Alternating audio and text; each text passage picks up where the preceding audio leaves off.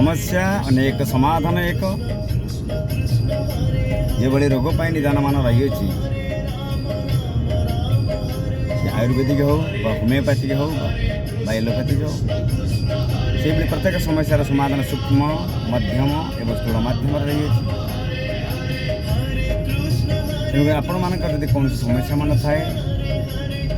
ज्योतिष भित्तिक हो ग्रह मान उपचार रत्न यंत्र मंत्र कवच रुद्राक्ष वृक्षलतार गुण मध्यम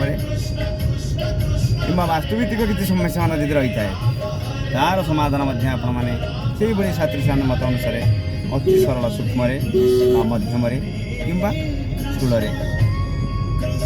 आम किसी वास्तुतंत्र मध्यम हो सत्संग मध्यम हो कि आप जप तप व्रत मध्यम करें आपण मैंने मोर सब विवरणी जानापी मोर यूट्यूब चैनल ज्योतिर्विद निरंजन गिरी सहित जो चैनलटा देखिपारे कि मो फेसबुक आईडी देखिपे तेज प्रत्येक समस्यार समाधान आप जोगाजोग करेंगे नंबर दिखाई आज गंतव्य स्थल में ब्रह्मगिरी अभिमुखी यात्रा चापमणिया